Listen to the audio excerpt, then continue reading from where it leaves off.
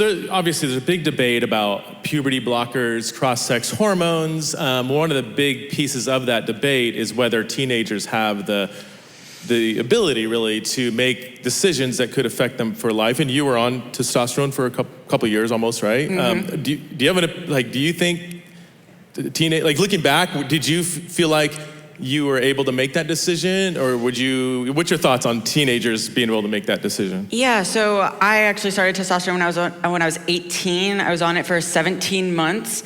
Thankfully, I've recovered pretty well. I haven't had a lot of health issues or anything from that, unlike some people I know.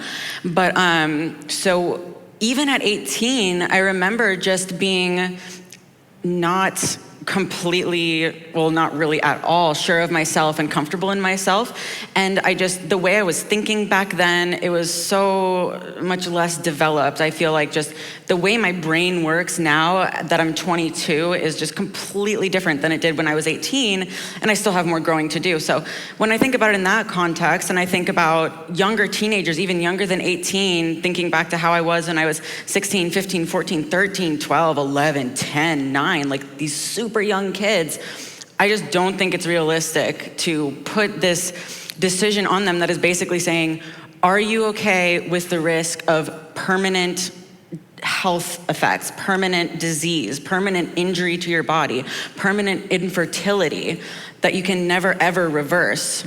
How can you ask that of such a small child when so many parents don't even really trust their 16, 15-year-olds with what they're gonna have for dinner, you know? So it doesn't seem appropriate to me. I think a lot of people, if they think back to how they thought when they were teenagers, they wouldn't think it's appropriate. So I think that it's very important to protect young people, protect children. They're the future of our society, and you only get one life and you only get one body. So I think that should be the priority in protecting health and protecting people's future wellness, happiness, ability to exist in their God-given body. That should be the priority when talking about this.